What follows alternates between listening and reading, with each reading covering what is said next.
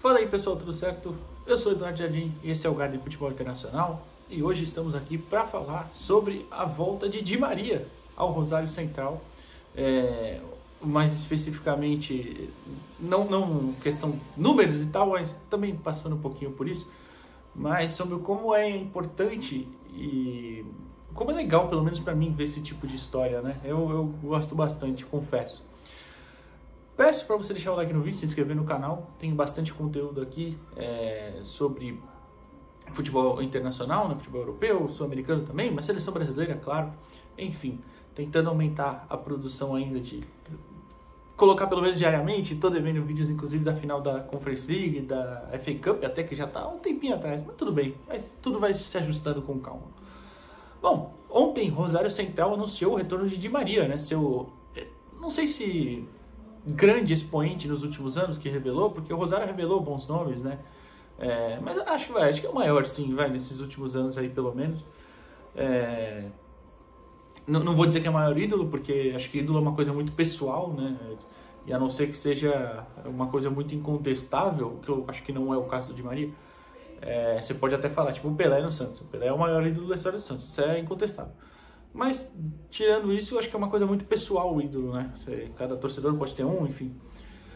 E ele retorna aí depois de passar a carreira inteira, né, na Europa. Quando ele sai, né, do Rosário Central, ele passa... acho que ele vai pro Benfica, né, direto? Rapaz, agora eu não lembro, mas enfim. Passa por Manchester United, PSG, Real Madrid. Não nessa ordem, tá claro. Benfica de novo agora e volta ao Rosário. E mais importante do que essas passagens todas e tal, é um cara que conquistou muito. É um cara que sempre foi muito querido pela seleção, mesmo quando a seleção tinha fase ruim. Mesmo quando a seleção estava sem ganhar muito tempo. Vale lembrar, a Argentina ficou 30 anos sem ganhar nada, né? Foi ganhar aqui naquela Copa América da pandemia, né? Aqui no Brasil. Depois a emenda... a finalíssima, né? Falar super clássico, a finalíssima lá contra a Itália, outra Copa América, a Copa do Mundo, enfim. Mas ficou muito tempo, né? E mesmo assim ele era muito querido. Por exemplo, ele era menos criticado que o Messi, né?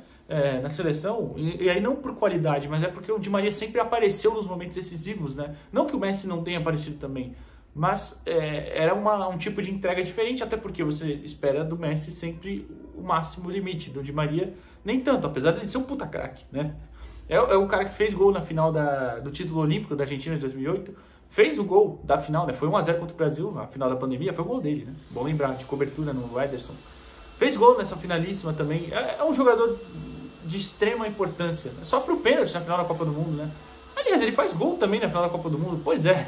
Enfim, então sempre foi um jogador muito querido, de extrema importância, talentosíssimo e mais importante, é um cara que sempre se doou pelos lugares que ele jogou, não só pela seleção argentina, mas no PSG, no Real Madrid. Por muitas vezes o Di Maria era o melhor jogador de um Real Madrid que tinha Cristiano Ronaldo, Benzema, Xabi Alonso.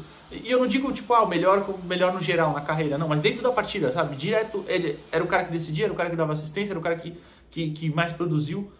Isso tudo dentro de um elenco estreladíssimo. Por várias e várias vezes também isso aconteceu no PSG, com o Neymar, com o Mbappé.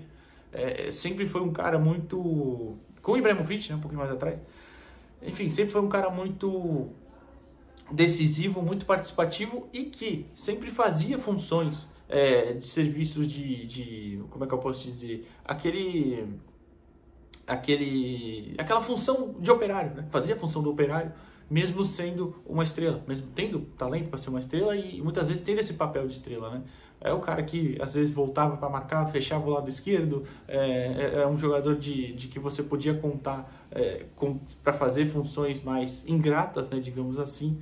Enfim, então, e sempre foi muito disso. Então por isso que é uma insistência que eu faço aqui de era um cara muito querido. E até aí você pensa, né?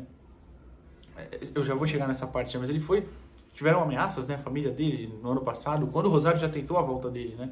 Porque essa última temporada dele no Benfica talvez não tenha sido tão produtiva, das mais produtivas, o que é absolutamente normal. Ele já tá com seus 38, 37 anos, eu não lembro direito, mas enfim, tá na reta final da carreira, claro. E o quanto ele poderia, né, simplesmente encerrar já. Ele já tem a validação de todo o povo argentino, A carreira dele também é muito, extremamente valorizada lá fora, na Europa também. Todos reconhecem como um dos grandes que passaram nesses últimos aí 15 anos do futebol. Ele é um dos grandes do futebol mundial, apesar de não ter prêmio de melhor do mundo, enfim, vocês sabem, mas basta você assistir para você reconhecer que o grande talento que tem ali.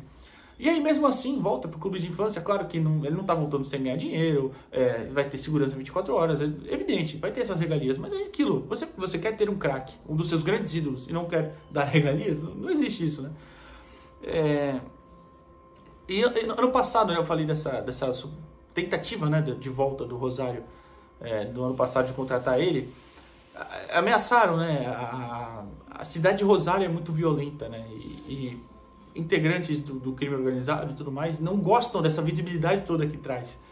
E claro, aí você tem todo o envolvimento dos Barras Bravas, que são as torcidas organizadas, né, entre aspas, da Argentina.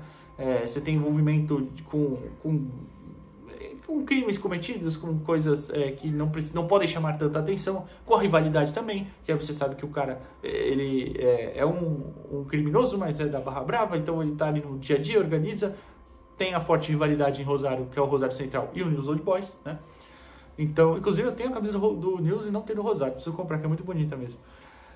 Mas, então, aí teve, né, quando o Rosário negociava com ele recebeu ameaças falando que iriam, coisas, tipo, absurdas, tipo, iam cortar a cabeça da filha dele fora, tipo, pô, isso né, não teria como imaginar isso. Então, obviamente, ele ficou preocupado e não veio. Desta vez, foi conversado, ele vai ter segurança 24 horas, como eu falei e tudo mais, mas vai ter também uma garantia de que jogaria pelo Rosário em condições, né, especiais, tipo, por exemplo, além de segurança 24 horas para ele e para a família, né, sempre que eles treinassem, teria seguranças não só do clube, enfim, foi feito todo um sistema ali, o que eu acho justíssimo, né? Infelizmente, não deveria acontecer, mas acontece. Mas mesmo assim, eu acho que é uma prova de que é muito legal esse envolvimento que em alguns momentos os argentinos têm com os clubes, né?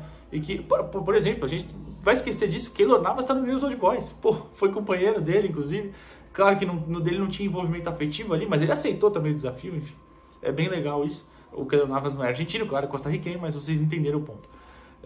Então, mas para finalizar, né? Muito legal o envolvimento dos argentinos com esses times de infância, né? Os times que os formaram. Não são todos que fazem isso, claro, mas é bem legal quando acontece. Eu acho que para a torcida é inesquecível. Você ter um ídolo, você ter um cara que sempre foi reconhecido mundialmente, foi decisivo pela seleção, é querido por todos. Claro que ele vai ser vaiado, vou provocar ele, é evidente.